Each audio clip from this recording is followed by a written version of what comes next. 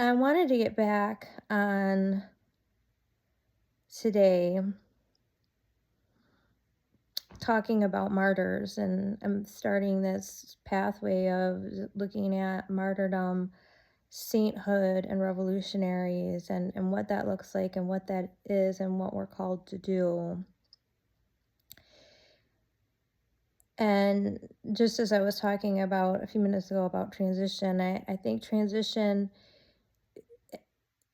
is something we struggle with because of compulsion. Like, we can't change gears. So much of our life is not being able to know when to change gears and be able to successfully change gears.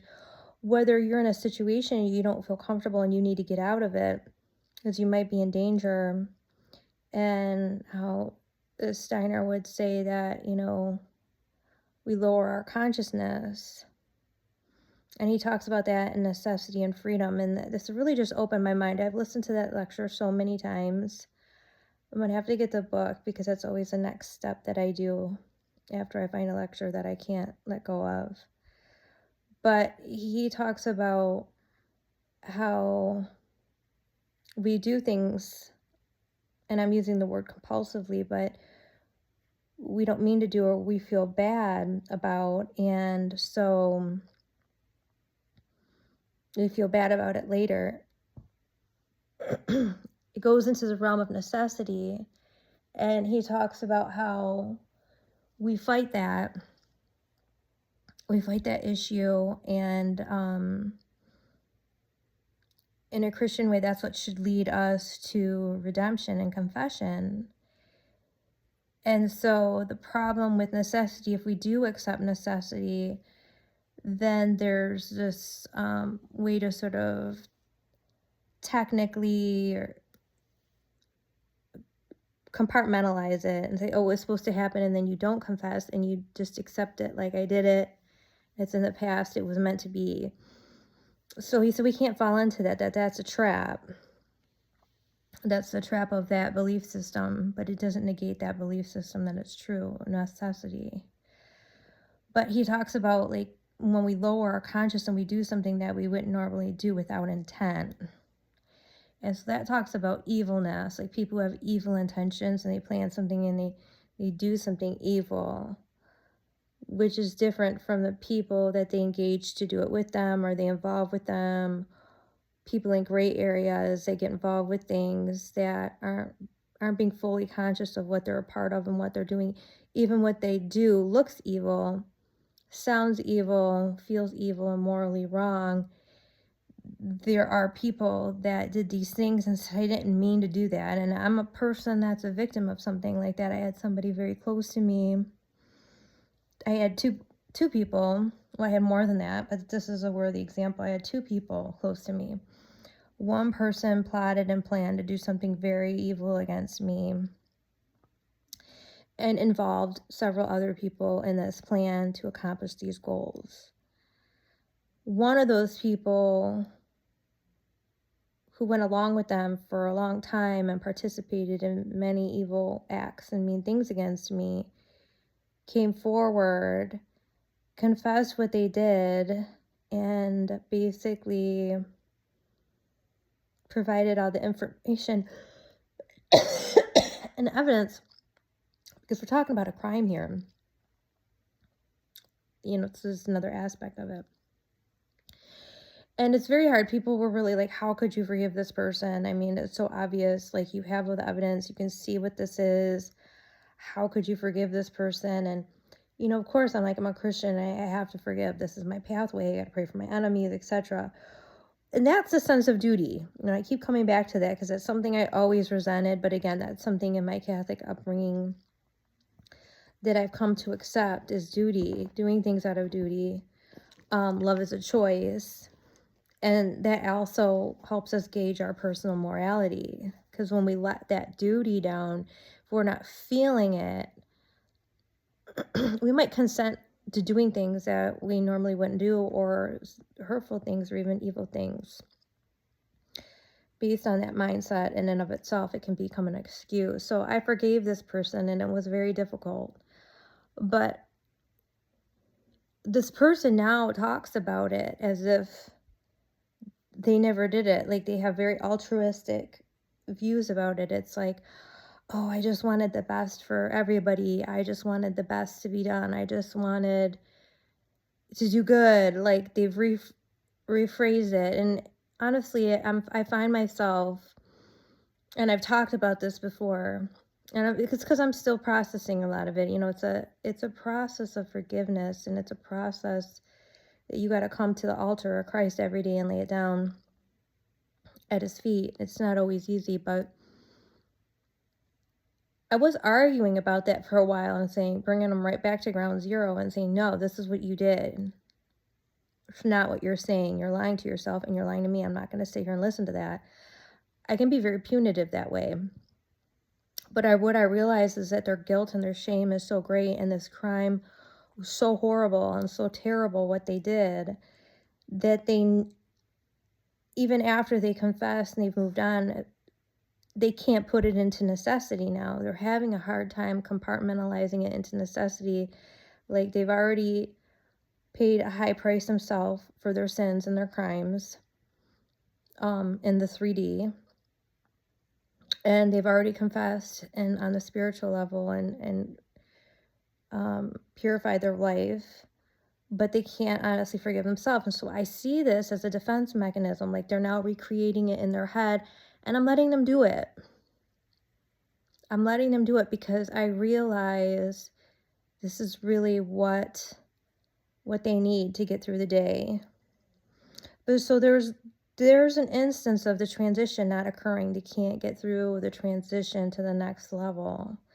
And so that next level for them would be to take it back to necessity now and see these things are in the past. This is what happened.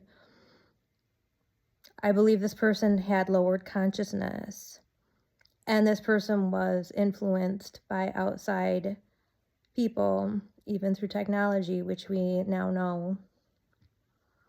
According to the MK Ultra hearings and the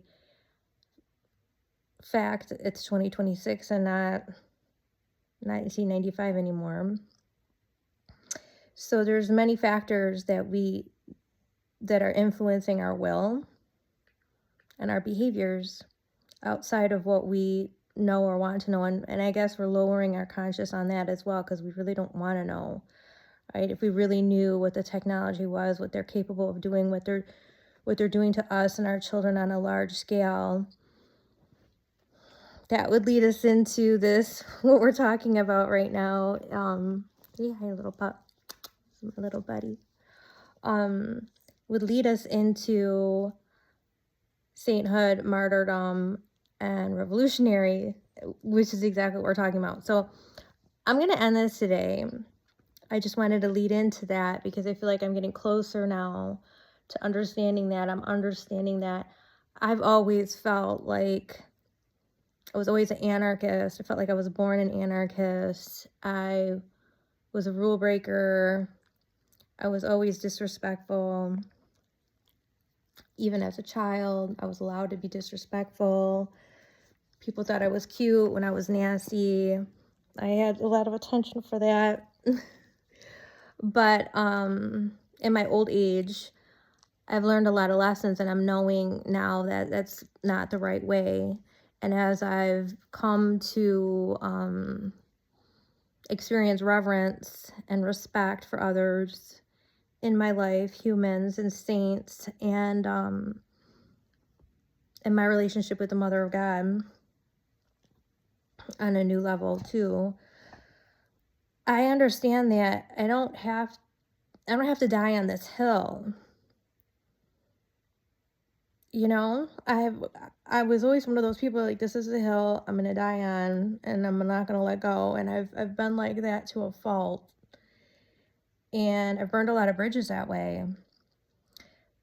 But what I realized is that I have to be able to transition too. I have to be able to look at the situation. I have to keep fresh eyes, and it's like almost like you start following something through, and then you lower your consciousness to lead you into that destiny. But that doesn't have to be your destiny.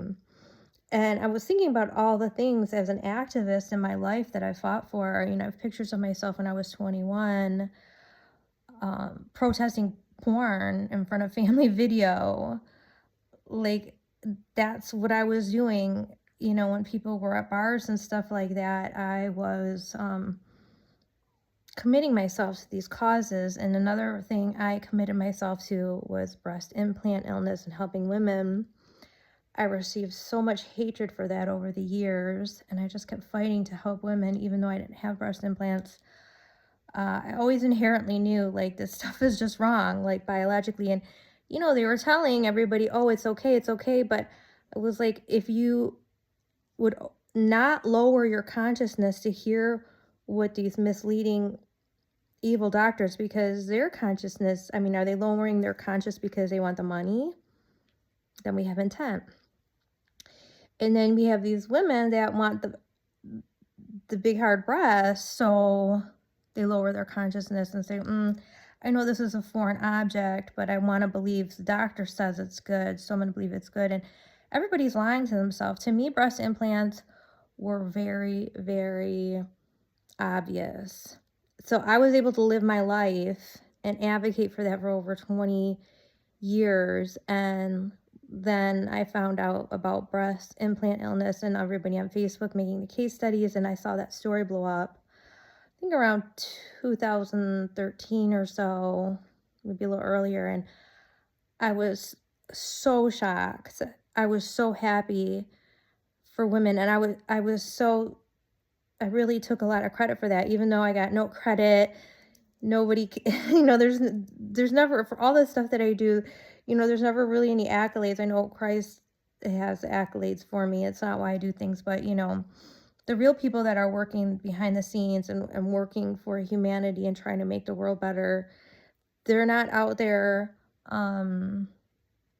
like Jared Leto, right? Looking for like a group of people to just follow him into his bedroom. So anyways, I was happy about that. I was also so super happy about the other thing I was advocating against, circumcision, which over the last 30 years, I've been so glad to see that's gone down. Although we have this whole genital body circumcision now, which is sort of like a sadomasochistic product of a circumcision community and society that I'm not happy about. But I was able to see that as well, and other things that I've worked so hard to expose. And the injections, I'm not going to say what they were. I was an original whistleblower on that, and that's what my book Beyondnaturalcures were about. And again, I received so much hate. Part of the reason why these people close to me did evil things to me and crimes against me was because of this.